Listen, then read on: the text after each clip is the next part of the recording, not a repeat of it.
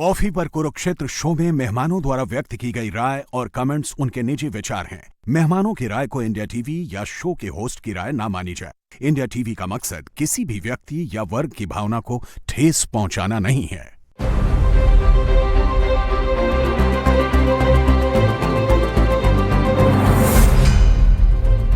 नमस्कार, बहुत बहुत स्वागत है आप सभी का आपके प्रोग्राम कॉफी पर कुरुक्षेत्र में। मैं हूं सौरभ शर्मा, आपके साथ बातें खुलकर करते हैं और वो बताते हैं जो कोई और आपको नहीं बताता। आपको मेहमानों से मिलवाते हैं। आलोक मेहता जी स्टूडियो में आ चुके हैं। सर बहुत स्वागत है आपका।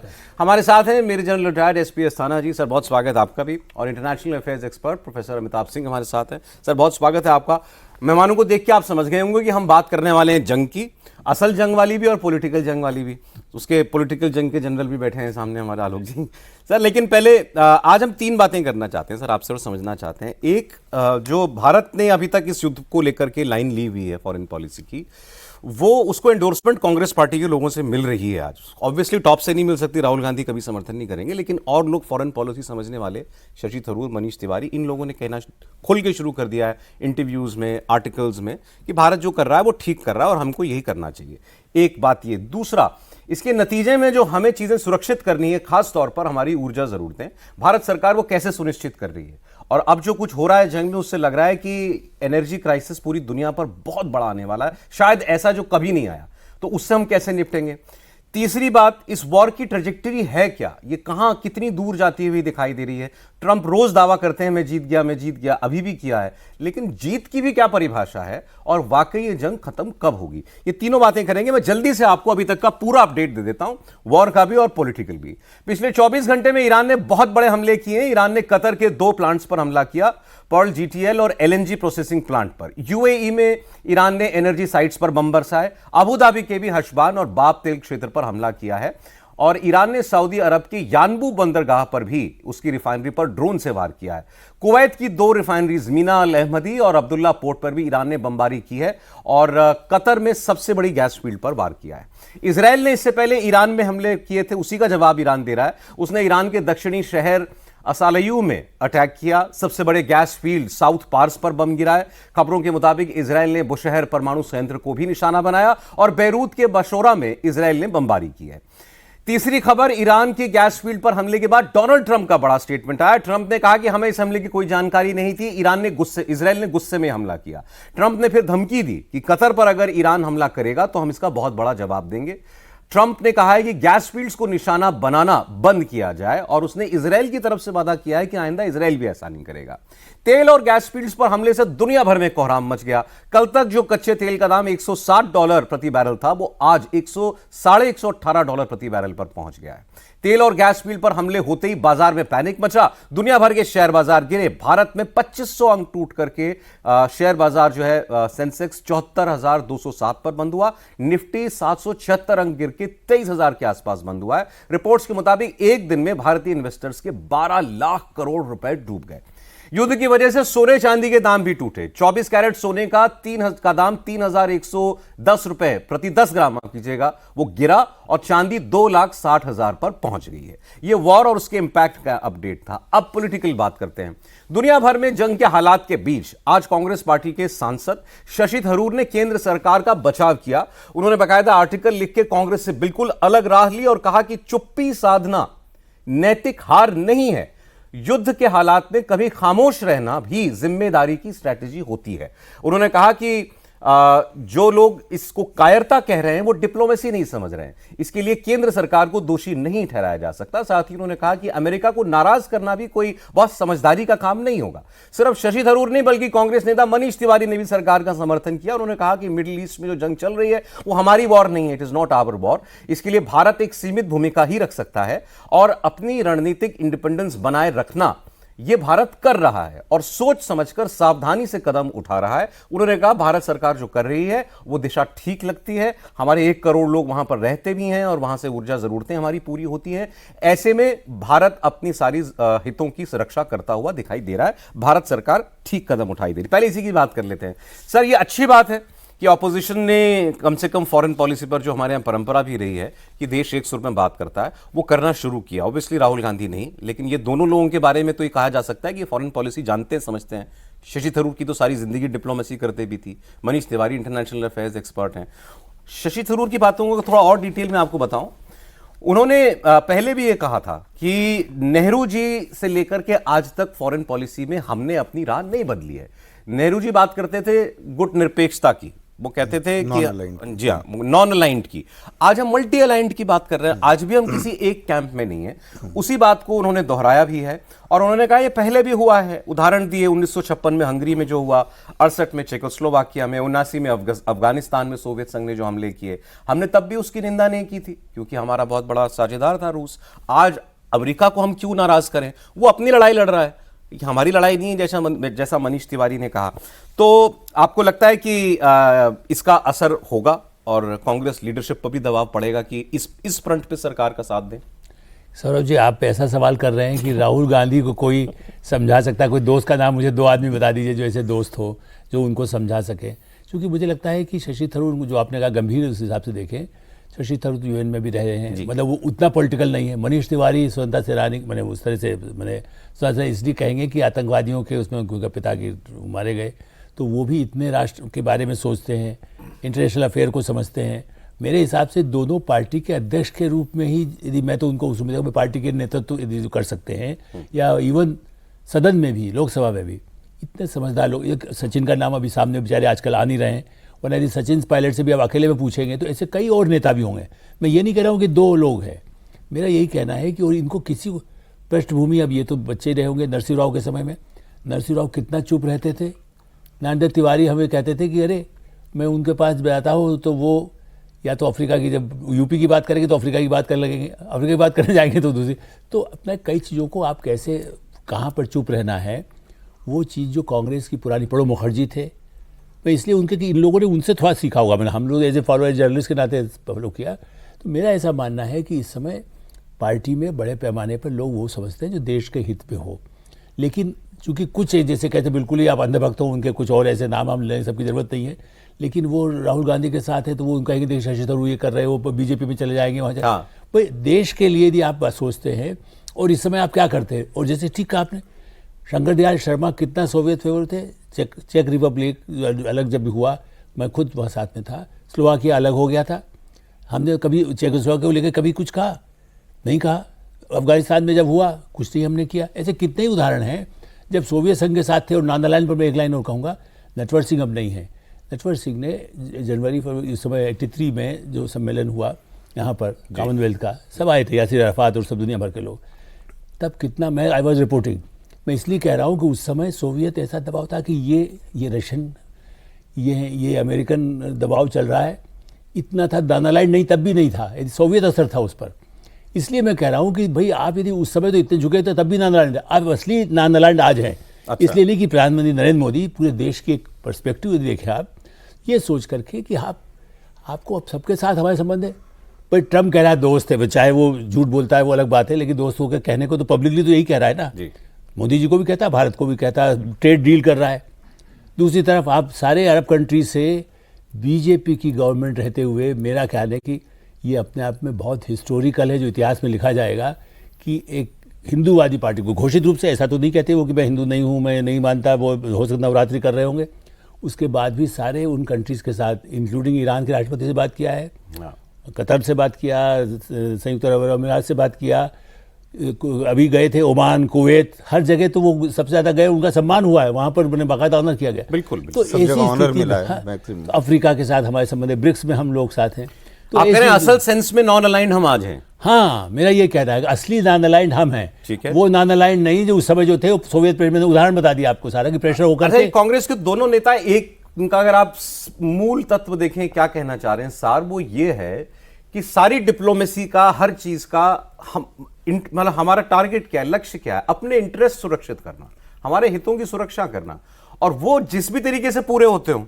जैसे उन्होंने कहा कि भाई फॉरेन पॉलिसी में आप प्रैग्मेटिज्म तो नहीं भूल सकते ना, असली हमारी जो असली सरोकार है उनको नहीं भूल सकते। शशि थरूर ने कहा है कि विदेश नीति किसी एकेडमिक सेमिनार की तरह नहीं चल सकती है जहां पर आप सिर्फ सिद्धांतों की बात करें। आप जो फैसले ले रहे हैं करोड़ों जिंदगियों पर उसका असर पड़ रहा है। बिल्कुल। तो आप केवल एक मॉरल हाई ग्राउंड लेने के लिए कुछ स्टांस लें, वो मुमकिन नहीं है फॉरेन पॉलिसी में। और आगे जाके उन्होंने, जैसे कुछ लोग कह रहे हैं, जब कांग्रेस, जब वो कहते हैं कि आप ट्रंप के सामने झुक रहे हैं हम, तो उन्होंने ये कहा कि आज ट्रंप का अमेरिका जो है वो अंतर्राष्ट्रीय कानूनों को तरजीह नहीं देता। ये आज की रियलिटी है, आज की हकीकत है। हम ट्रंप को नाराज क्यों करें खामखा? आज एक ऐसा राष्ट्रपति वहां बैठा है जिसके लिए डिप्लोमेटिक नाइसटीज, परंपराएं ये मायने नहीं रखती हैं। So you have to play the game by the modern rules. आज जो नियम बने फॉरेन पॉलिसी के, उसके हिसाब से आपको चलना पड़ेगा। और उसमें भी अगर हम अपना कहीं कोई नुकसान कर रहे हो तो भी बात की जाए। यही बात मनीष तिवारी ने भी कहा कि आपके इंटरेस्ट आप उनको सर्व कर रहे हैं तो आप ठीक कर रहे हैं।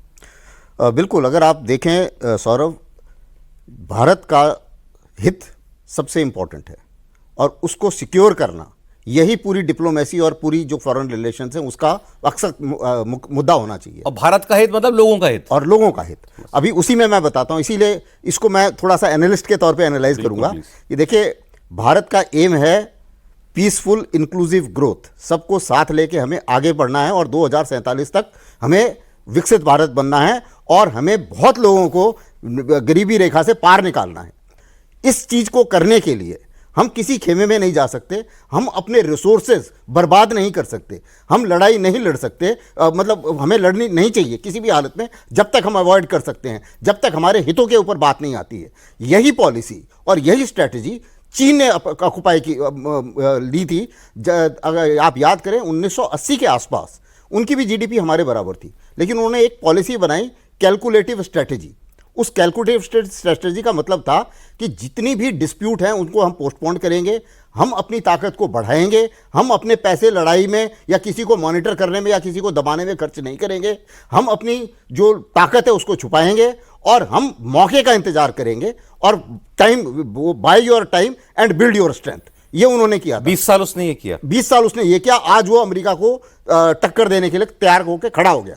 हम भी वही करना चाह रहे हैं, हमें भी वही करना चाहिए। हमारे हित में ये जरूरी है कि अभी आप देखिए, ऑप सिंदूर हुआ, कितनी अच्छी किस्म से पॉलिसी हुई। हमने एक एग्जिट पॉलिसी थी, हमारा एम था, हम वापस आ गए। उसका खर्चा हमने देश के ऊपर नहीं थोपा, अदरवाइज कितना खर्चा होता। उसके बाद में अगर आप लड़ते रहिए तो लड़ते रहिए। एस्केलेशन डायनेमिक्स में क्या होता है अब आप देख रहे हैं इस लड़ाई में। एक ने कुछ मारा, आज पहले उसने एक जगह मारा, फिर उसने दूसरे ने मारा, इसने ऑयल फील्ड में मार दिया, उसने भी ऑयल फील्ड में मार दिया। अब दोनों के लिए निकलना मुश्किल हो रहा है। पेंटागन ने $200 बिलियन मांगे कांग्रेस से। हाँ। $200 बिलियन इस लड़ाई के लिए, अंदाजा लगाया आप। हाँ, तो इसलिए अभी की हालत में हमारे लिए बेस्ट ये है कि पूरे विश्व में जिससे जो हमें अच्छा मिलता है, हमारे लोगों के लिए, हमारी इकोनॉमी के लिए, हमारे लोगों की भलाई के लिए, हमें उससे वो लेना है। जिससे टेक्नोलॉजी चाहिए, अमेरिका से हमें टेक्नोलॉजी चाहिए, बिल्कुल चाहिए। रूस से हमें तेल चाहिए, वो भी उससे भी लेना है। ईरान से हमें तेल चाहिए, लेना है, चाहिए हमें। ईरान से हमें मिडिल ईस्ट में जाना है, रोड बनानी है, वहाँ पे मिडिल ईस्ट की एनर्जी अगर हमें लेनी है तो हम ईरान से ही ले सकते हैं। तो हम क्यों किसी से बिगाड़ें? और हमारे पास बिगाड़ने के लिए कंपल्शन क्या है? दूसरी बात जो ये है, मैं इसी चीज को बताएं, पहले क्या हुआ है, जब रूस ने हमला करा यूक्रेन पर, तब भी तो हमने कुछ नहीं बोला था। हाँ। तो जब हम उस समय कुछ नहीं बोले, बड़ी सही बात है, तब क्यों नहीं लोगों ने दबाव बनाया कि निंदा करो इसकी? किसी ने बोला कि भाई आप जो है क्या कहते हैं, where is moral high ground? अरे मॉरल हाई ग्राउंड तो पहले भी नहीं था। और उस समय भी जब ये मेरे को अच्छी तरीके से याद है, जब यूरोपियंस हमारे साथ डिबेट करते थे तब वो बोलते थे कि आप लोग जो मॉरल ग्राउंड नहीं ले रहे हो, तब हम उनको साफ बताते थे कि देखो ऐसा है, जब इराक में न्यूक्लियर बम नहीं थे, न्यूक्लियर का कोई वहां पे मास डिस्ट्रक्शन नहीं था, उस समय आपने क्या करा? आपने भी तो कोई मॉरल ग्राउंड नहीं लिया ना। तो अगर वो इन्वेजन, अगर ये इन्वेजन गलत है तो वो इन्वेजन तो और भी गलत था और उसमें आप भी शामिल थे। और उस समय आपने किससे पूछा? ना किसी ने भी अप्रूव नहीं किया था, ना सिक्योरिटी काउंसिल ने अप्रूव किया था, ना किसी और ने। तो ये सब चीजें जो हैं अलग अलग टाइम पर, जब भारत के अपने हित में यह है कि आप किसी खेमे में ना घुसें, आप किसी की लड़ाई में ना घुसें। हमारी अपनी मुसीबतें बहुत हैं। जब पाकिस्तान कुछ करेगा तो हमें उसका जवाब देना है, बजाय इसके कि वो ईरान में कोई अमेरिका क्या कर रहा है उससे हमें क्या लेना देना।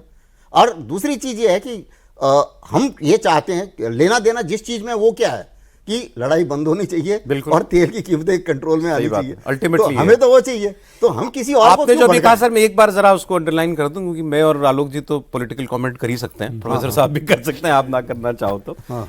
जब भी जनरल साहब ने कहा, जब रूस ने यूक्रेन के ऊपर हमला किया, बात क्योंकि 4 साल हो गए, 5 साल हो गए, तो हम भूल गए इस बात को, लेकिन तब राहुल गांधी ने कभी क्यों नहीं कहा कि आप रशिया से तेल मत खरीदिए, अग्रेसर है रशिया, हमला तो रशिया ने किया था, अब उसके पीछे वजह जो भी हो, नेटो का एक्सपेंशन हो, जो भी हो, पीछे उसके अमेरिका खड़ा था, यूक्रेन के व्हाटएवर। यूक्रेन विक्टिम था, हमलावर था रूस। कभी हमारे ऑपोजिशन ने नहीं बोला कि इसमें भी हाई मॉरल ग्राउंड लो, क्योंकि वहां से शायद कोई और पॉलिटिकल मोटिव उनका सर्व नहीं होता था। यहां बात मुसलमान देश की है, तो यहां पर यह दबाव बनाना जो है, इसमें पॉलिटिकल डिविडेंड दिखाई देता है कि मुस्लिम देश पे हमला किया है। और मुस्लिम देश पे भी हमला किसने किया? यहूदी और क्रिश्चियन देश ने। सो यहां पर एक पॉलिटिकल मीट है इस कहानी के अंदर, लेकिन जो उसमें नहीं था। आप जो मुस्लिम देश कह रहे हैं, तो जिन देशों पर हो रहा है वो क्या मुस्लिम नहीं, सऊदी अरब। माने जहां आप देखिए कि जहां उनका सबसे बड़ा धार्मिक स्थान जहां पर है, आप सऊदी अरब पर तो वो हो रहा है आज भी, कितनी ज़्यादा वहाँ तबाही की बातें हो रही हैं, उससे सारा तेल का भी नुकसान कितने होने वाला है। उन सारे कंट्री के साथ हमारे यहाँ दर्द लेकिन ईरान को लेके ही हो रहा है। बस ईरान को लेके दर्द दिखा रहे हैं। और ईरान के साथ इजराइल, मैंने आपको शायद पिछली बार जिक्र किया था नहीं, लेकिन देखिए सबसे पहले इजराइल की कांग्रेस सरकार के समय में भारत का यहाँ दूतावास खोलने की अनुमति दी गई, टेम्प्रेरी। बल्कि स्टेट्समैन के सामने जो बिल्डिंग, मुझे याद नहीं इस समय, मैं खुद इंटरव्यू उनका किया था, जो पहले टेम्प्रेरी जैसे बन करके आए थे राजदूत। तो मेरा कहना, आपने इसराइल को, तब तो कौन ज़माने में नरसिंह राव की सरकार थी, 93 वगैरह की बात है। तो अब उस समय ईरान के साथ भी हमारे संबंध थे, इसराइल से भी थे। आज आप ये कह रहे हैं इसराइल के साथ आपके संबंध है, आप बात करके आए हैं, आप अमेरिका के साथ बात करते हैं, आप ईरान के खिलाफ हैं।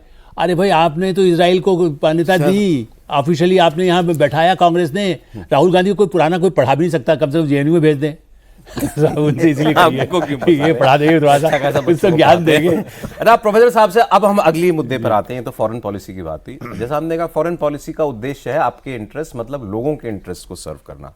अभी तक तो वो काम हो रहा था प्रोफेसर साहब। अभी जो कल से शुरू हुआ है सिलसिला वॉर में, ऑयल फील्ड्स पर हमला, रिफाइनरीज पर अब खुलेआम हमला हो रहा है। सो मच सो कि अमेरिका को अपने आप को इजराइल से डिस्टेंस करना पड़ा कि ये ईरान की गैस फील्ड पे हमला हमारी सहमति से नहीं हुआ था। इसके असर क्या है? ईरान तो ऐसा लग रहा है वो तो सुइसाइड वेस्ट बांध के उतरा हुआ है कि अब तुम्हें जहां तक जाना है जाओ, मैं तो तैयार हूं। वो अपनी सर्वाइवल की लड़ाई लड़ रहा है। उसने सऊदी अरब में, कतर में, जहां तहां सब जगह उसने बॉम्बिंग कर दी। और वो ये भी दिखा रहा है कि ये मैं पोटेंटली कर सकता हूं। केवल वार करना एक बात होती है, मैं हिट भी कर सकता हूं, और वो हिट कर रहा है। देखिए, यहां पर इजराइल का दो इंटेंशन, इजराइल के एंड क्या है? एक तो है कि ईरान को खत्म करना, उसके रिजीम को खत्म करना, सत्ता परिवर्तन करना।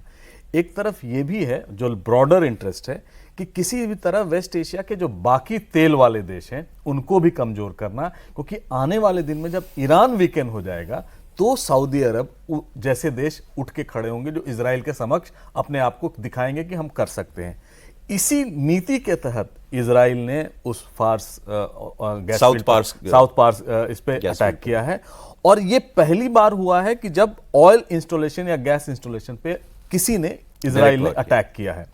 वो जानता है कि अगर वहां अटैक करेगा तो ईरान कहां अटैक करेगा? वो सऊदी अरेबिया पे, उस ऑयल इंस्टॉलेशन पे करेगा, जो अब तक नहीं किया गया, हालांकि वो कर ही रहा है। तो इसका सबसे बड़ा ऑब्जेक्टिव ये है। दूसरा ऑब्जेक्टिव जो एंड है इजराइल का, वो ये चाहता है कि किसी भी तरह ईरान जब सेटल हो जाए, ये सारा चीज, रिजीम हट जाए और नई सरकार बने और नए लोग आए, उस समय इजराइल अपना प्रेजेंस वहां बनाए। और अमेरिका का भी यही एंड है। अमेरिका ये नहीं चाहता है कि ये खत्म हो जाए, उसका एंड है, और ट्रंप का खास करके, कि जितने ऑयल फील्ड्स हैं, गैस फील्ड्स हैं, उन पर उनका प्रभुत्व हो, वहां से पैसे आए, और जो भी एक्सॉन मोबिल हैं, चाहे शेवरॉन है, उनका इन्वेस्टमेंट वहां बढ़े और वहां से वो तेल निकाल सके। बट सर, इस वॉर में ये कैसे हेल्प करता है ईरान, इजराइल और अमेरिका के लक्ष्य के जो भी गोल्स हैं कि ये ऑयल और गैस के ठिकानों पर हिट हो? ये चाहता है कि ईरान परमानेंटली वीक हो जाए, उसके ऑयल और गैस इंस्टॉलेशन जितने भी हैं वो खत्म हो जाएं, कि वो फिर से खड़ा ना हो पाए। ये इसका लॉन्ग टर्म ऑब्जेक्टिव है। अमेरिका को इससे ऑब्जेक्शन है, ट्रंप साहब ने कहा, लेकिन अगले ही बार उन्होंने ये कह दिया कि अगर उसने अटैक किया तो हम फिर अटैक करेंगे इनके ऑयल फील्ड्स पर। तो इसका ब्रॉडर ऑब्जेक्टिव है कि किसी भी तरह ईरान को परमानेंटली फाइनेंशियली डीकैपेसिटेट कर दो। इससे तो पूरी दुनिया ही फाइनेंशियली डाउन हो रही है। लेकिन बट इजराइल का वो इंटेंशन नहीं ना। इजराइल और अमेरिका के इंटेंशन में यही फर्क है ना। अगर इजराइल दुनिया के तेल के बारे में सोचता तो ईरान में घुसता ही नहीं।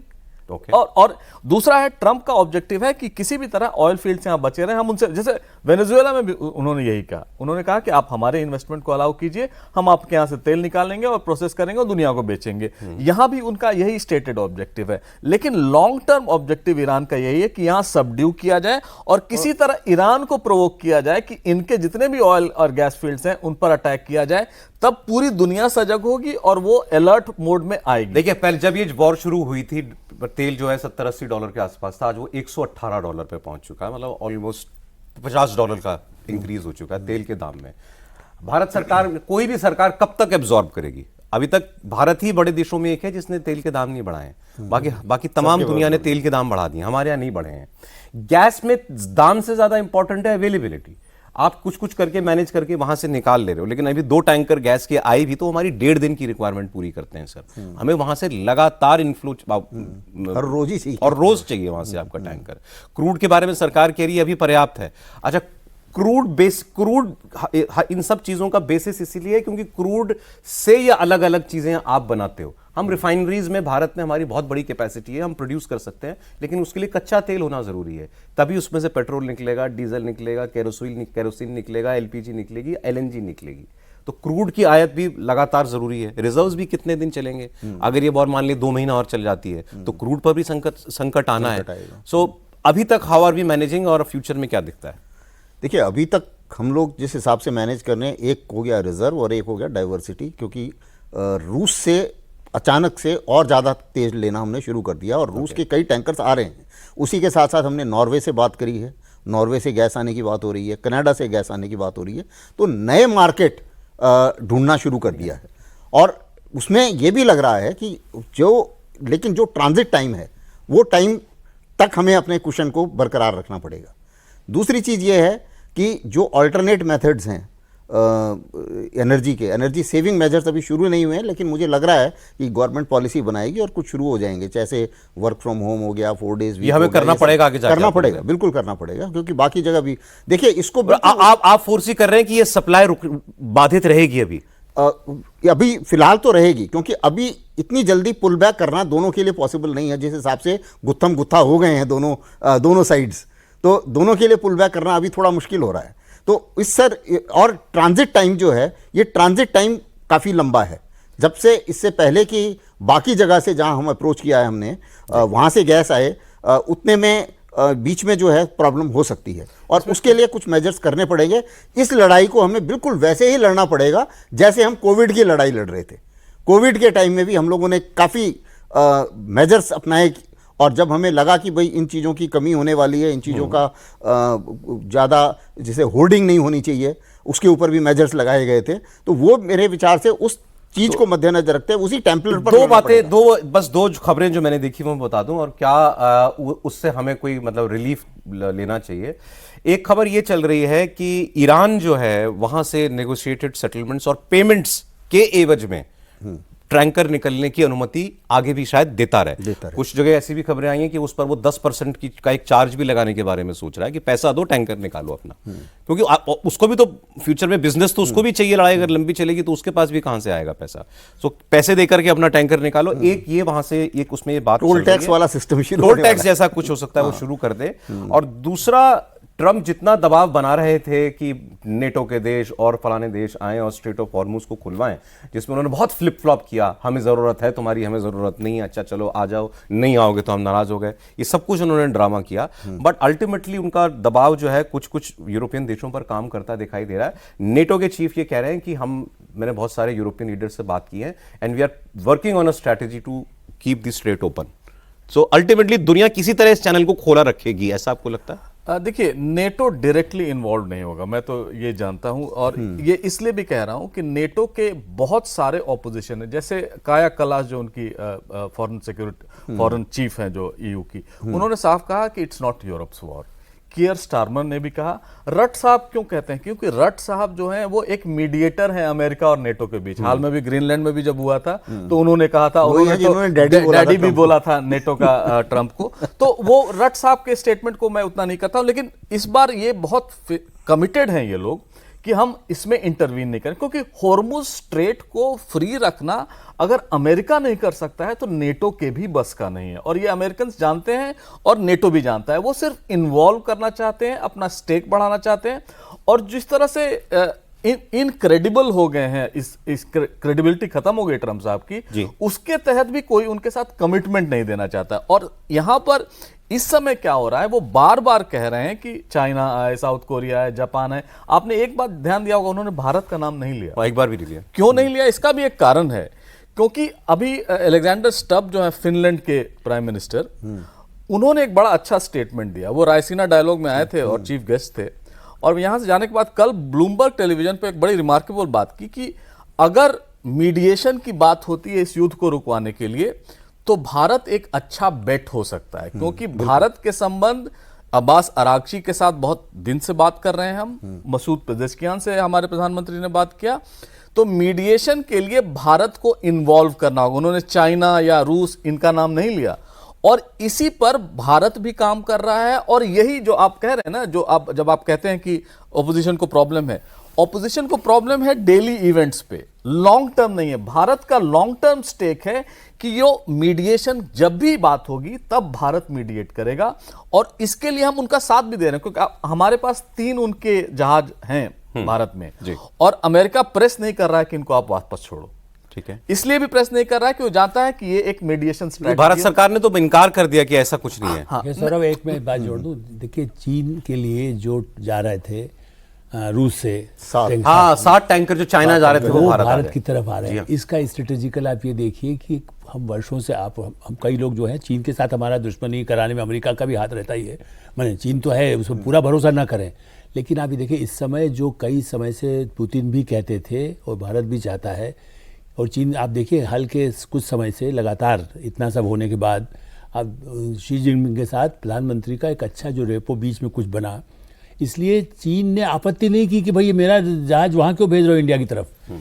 मेरा एक अंडरस्टैंडिंग यदि रूस के साथ है तो हमारी आवश्यकता के लिए जो क्रूड ऑयल के लिए भी है यदि वो जो हमारे आते हैं, क्या ऐसा संभव नहीं है कि वो हमें मिल जाए, वो चीन न जाए वहाँ से, क्योंकि चीन के पास तो अपने साधन बहुत सारे हैं, वो एक साल की रिजर्व रखता है सर। हाँ, इसलिए मैंने कहा कि इसलिए ये एक स्ट्रेटेजिकल है जो बाहर पब्लिकली नहीं बोला जा रहा है, जो मैं समझ पाया कल पहली खबर से। और मेरा ऐसा मानना है कि वर्षों से हम ये मानते हैं कि भारत रूस, यही अमेरिका नहीं चाहता, इसलिए हमको लड़वाता रहता है, रूस से लड़ लो, रूस से तेल मत लो, इससे मत करो, चीन से लड़ लो। जब भी कोई बातचीत हमारी होने वाली होती है तो अमेरिका कहता है देखो वो घुस गया। मैं सॉरी टू से मीडिया मैंने वी आर आल्सो पार्ट के एकदम उसको हाईलाइट एकदम ज़्यादा कर देते हैं, जबकि शिवशंकर मेनन या दूसरे कितने ही लोग मैंने ऑफ द रिकॉर्ड में तो बताते रहे ना कि भाई हमारे यहाँ सीमा ही तय नहीं है, वो कभी उधर से आ जाता है, कभी उधर से आ जाता है, हम भी चले जाते हैं, तो आप तो बताते नहीं है कि हम कहाँ तक चले गए। ऐसी स्थिति में यदि रूस, भारत और चीन इस लड़ाई की वजह से थोड़ा और नज़दीक आते हैं, ये अमेरिका के लिए नहीं पूरे विश्व की राजनीति के लिए बहुत महत्वपूर्ण साबित होने वाला है आने वाले दिन। मैं उसको 2047 यदि बात करते हुए हम यदि 3 यदि ताकतवर हो तो यूरोप भी हमसे वो करेगा। यूरोप तो चीन के साथ कर ही रहा है बड़ा बिजनेस, देखिए इवन अमेरिका करता है, उसको भी आज ट्रेड में उसे ही चाहिए, रूस के साथ भी सबको चाहिए। तो मेरा ऐसा मानना है कि ये भारत के लिए, मैं उस पर जरूर मैं अभी भी मुझे शंका है, भारत कभी बीच में डायरेक्टली नहीं इन्वॉल्व होगा, क्योंकि यदि आप फेल होते हैं तो आप सारा मैंने बाहर दुनिया के लिए भी हमारी स्थिति कमजोर होती है। बिहाइंड द कर्टेन आप जो सहयोग कर सकते हैं, हमने बात किया, जरा देखो शांति के लिए तो कही रहे ना जी, उसमें ये कि ये टैंकर आने दो, उसके हालात भी तो होने चाहिए सर। अभी तो सवाल ये है कि क्या ये बाकी अरब देश हैं, ये कहीं युद्ध में तो नहीं कूद जाएंगे कहीं। आज जो स्टेटमेंट आया है सऊदी अरब में फॉरेन मिनिस्टर्स की बैठक के बाद, उसमें उन्होंने कहा कि हमारे सब्र की सीमा है और हम डिप्लोमेसी के अलावा और भी विकल्पों पर विचार कर सकते हैं अगर आप यूं ही हम पे हमले करते रहे तो। जिस बात से अभी तक वो बचे हैं कि हम मुस्लिम देश, ईरान जैसे मुस्लिम देश पर हमला करते हुए ना दिखें, लेकिन क्या ईरान मजबूर करेगा कभी, आपको लगता है उनको, कि वो डायरेक्टली वॉर में ड्रॉ हो जाए? देखिए, वॉर में ड्रॉ होने के चांसेस अभी तक तो नहीं है, लेकिन इस बिल्कुल ये सही बात है जो स्टेटमेंट है कि सब्र की सीमा है। तो अगर बहुत ज़्यादा ऐसी सिचुएशन आती है तो हो सकता है कि उन्हें भी वॉर करना पड़े, तो पॉसिबिलिटी से रूल आउट नहीं किया जा सकता, पहली बात। दूसरी चीज़ ये है कि जहाँ तक ये तेल का सवाल है, उसमें जो अभी इन्होंने बताया कि जो हमारी तरफ डाइवर्ट हुआ है तेल, और हमारी भी बातचीत है ईरान से, और ईरान ने ये कहा है कि लोकल करेंसी में वो तेल देने को तैयार है। 4 कंट्रीज़ के लिए वो उसने ऑब्जेक्शन नहीं किया है, भारत, पाकिस्तान, चीन और टर्की, चार कंट्रीज के लिए वो कह रहा है कि मैं बंद, ये स्ट्रेट ऑफ हॉर्मुज बंद नहीं है। तो उस हालत में मुझे लगता है कि काम हमारा चल रहा है और चलना चाहिए, और अमेरिका को भी इससे दिक्कत नहीं होनी चाहिए, क्योंकि अगर आप इनडायरेक्टली देखें, उसने जो स्टेटमेंट दिया, हालांकि हमने माना नहीं है, हम तो रूस से पहले भी तेल ले रहे थे, उसने बोला कि जी मैंने अलाउ कर दिया रूस से तेल लेना, वो अलाउ वाली कहानी नहीं है, वो तो हम ले रहे थे पहले भी और बाद में भी ले रहे हैं। लेकिन उसका मकसद क्या था, कि क्यों मकसद कि तेल के जो दाम है वो स्टेबलाइज है। तो अगर वो स्टेबलाइजेशन की बात हो रही है, तो अगर ईरान का तेल भी अलाउ कर देगा, हाँ, भारत के टैंकर आते रहे तो टैंकर उस रूट से। अच्छा, दूसरा ये है कि ईरान के साथ भी हमारे, देखिए ईरान को खाने पीने का जो जितना ज्यादा मैक्सिमम सामान है वो इंडिया से जाता है। अच्छा, तो ईरान की भी एक बड़ी इंटरेस्ट है इंडिया में, और ईरान को भी सरवाइव करने के लिए और लंबी लड़ाई करने के लिए इंडिया की जरूरत है। हम उसको पता है कि हम लड़ाई का सामान नहीं देंगे, लेकिन हम खाने पीने का सामान देंगे। अभी मेडिकल एड भी दिया है, मेडिकल एड भी दिया है, तो ये होगा, तो ये भी तो चाहिए ना। अब लोगों को पालना भी है, जो भी वहां पर होगा गवर्नमेंट में, तो उसको पालना भी तो है। और सरकार ने आज ये भी बताया कि हमारा क्रूड बास्केट बहुत डाइवर्सिफाइड है, और अब तो उसको और ज्यादा कर लिया गया है। स्ट्रेट ऑफ हॉर्मुज से आप पहले 45% तक जो कुछ भी लेते थे क्रूड, अब 70% आप इसके अलावा और जगहों से और रूट से आप ले रहे हैं। 40 कंट्री से ले रहे हैं जी हाँ, तो वो कनाडा से भी, कनाडा जिससे संबंध खराब थे। सो जरूरी नहीं है कि आपके ऊपर कोई बहुत वैसा क्राइसिस आए ही आए। सारी दुनिया ही जंग में जलने लगे तो अलग बात है, लेकिन अभी तक तो आपको लग रहा है कि आप मैनेज कर ले जाएंगे। देखिए, अब इसमें सबसे बड़ा एक वेरिएबल है, वो है कि आप रूस से कितना तेल खरीदने देते हो, क्योंकि अब तक अमेरिका ने जो अलाउ किया, उन्होंने ये नहीं कहा कि आप रूस से नया माल खरीदिए, नया तेल सप्लाई। जितने भी फ्लोटिंग टैंकर से जब भारत ने लेना बंद कर दिया था, वो फ्लोटिंग टैंकर अब भारत की तरफ आएंगे। अब ये 1 महीने तक का ही है, अगर वो, और जाहिर है मुझे लग रहा है आगे भी उसकी रियायत देंगे, लेकिन अगर वो बढ़ गया तो भारत का डिपेंडेंस जो ऑयल पे, वो वेस्ट एशिया पे, वो घटता जाएगा, और हम उस सेंस में सिक्योर रहेंगे कि तेल सप्लाई आती रहेगी। प्रॉब्लम आ जाती है गैस को लेकर, एलपीजी को लेकर, क्योंकि वो एक बहुत बड़ा सोर्स था कतर, जो अब बंद हो गया है। और आगे आने वाले समय में, क्योंकि पेट्रोल का क्या है, आप लिमिट कर सकते हैं, आप ट्रांसपोर्टेशन कम कर सकते हैं, लोगों का बाहर निकलना मत, लेकिन खाना पीना जिस पर डिपेंडेंस है लोगों का, वो आप बंद नहीं कर सकते। वो एक बहुत बड़ा सोर्स ऑफ टेंशन है। हम डाइवर्सिफाई कर रहे हैं, लेकिन इमीडिएट डाइवर्सिफिकेशन का कोई ये नहीं सर है। लेकिन जैसे कोविड के बहुत सारे अच्छे साइड इफेक्ट हुए थे ना, तो यूपीआई एक है, डिजिटल पेमेंट्स, मुझे तो इसमें ये दिख रहा है ना, इंडक्शन 600% इंडक्शन, ये आप मुझे लग रहा है बहुत जल्दी और बड़ा मूव होने वाला है नॉन फॉसिल फ्यूल्स के ऊपर। नॉन फॉसिल फ्यूल, कम से कम ये एलपीजी पे, जो एलपीजी वाला जो मामला है, ये तो पाइप गैस पे जाने वाला है। इससे ये सबक तो मिल ही गया हमको कि एलपीजी की सप्लाई जो है वो आपकी वो बंधक बन जाएगी अगर, तो फिर बहुत दिक्कत होती है। सोलर को लेकिन अल्टीमेटली आप देखें ना, 20% हमारा सोलर कितना बढ़ रहा है, गांव 20% जो है वो नॉन फॉसिल फ्यूल, पुराने जमाने का वो है ना, गोबर gas plant. But Saurabh ji, ultimately CNG, PNG, LPG, ये तीनों गैस हैं जिनके सप्लाई के लिए हम डिपेंडेंट होते हैं। आप पीएनजी कर देंगे, इंश्योर करेंगे, जो एलएनजी आता है उसको हम कन्वर्ट करके पीएनजी में घरों में भेजते हैं, लेकिन अगर वही सप्लाई ही कम हो रहा है तो हम कितने दिनों तक करेंगे। रही बात इंडक्शन की, उस पर ग्रिड पे लोड बढ़ेगा। हम कोयला से उनको, ज्यादातर हमारा प्रोडक्शन, ऑयल प्रोडक्शन कोयला से, कुछ डीजल फायर्ड हमारे ये भी हैं, उनके भी रिसोर्सेज कम होने लगेंगे। तो ये एक साइक्लिकल, लेकिन टाइम तो निकालना है। टाइम भी देखिए, गाँव में तो हमारी आदत थी, कितने मैंने, मुझे इस समय संख्या याद नहीं है, आपको याद होगा, कितने घरों को जो दी गई है गैस, यदि उनको तो घर में अभी भी, ये क्योंकि कांग्रेस चिल्लाती थी ना, उज्ज्वला वाला, हाँ शायद 3 करोड़ घरों में दिया गया। नहीं, उससे ज्यादा है, ज्यादा है। तो मेरा ये कहना है कि उनके घरों में तो लोगों को अभी भी क्या करते थे, जबकि कांग्रेस चिल्लाती, देखो उसका अगला सिलेंडर नहीं मिला, वो घर में कहते थे आज सौरभ जी मेरे आने वाले हैं, मतलब मेरा दामाद आने वाला है, मेरा भाई आने वाला है, तब वो गैस का उपयोग करते थे, वरना चूल्हा जला के करते थे। गांव में किसी आप बात करेंगे, तो भारत में अभी लोगों को आदत है, जैसे कोविड में आयुर्वेद का कुछ खा लिया, जरूरी नहीं किया, डॉक्टर अस्पताल में भर्ती हुआ, लाखों लोगों की जान से बची है। हाँ, तो हमारे यहाँ गांव के लोग भी हैं जो बचाएंगे हमको। अब खैर, लेकिन अभी रोज हमें सबको ये दुआ करनी चाहिए कि जंग किसी तरीके से ये थम जाए, इससे किसी का भला नहीं हो रहा है। इजराइल को उसके कुछ अपने हित पूरे होते होंगे, अमेरिका का कुछ होता होगा, लेकिन दुनिया को ये जंग बिल्कुल नहीं सुहा रही है। आज वक्त इतना ही था सर, बहुत शुक्रिया आलोक जी, आप प्रोग्राम में आए। जनरल साहब बहुत धन्यवाद आपका, अमिताभ जी बहुत शुक्रिया आपका।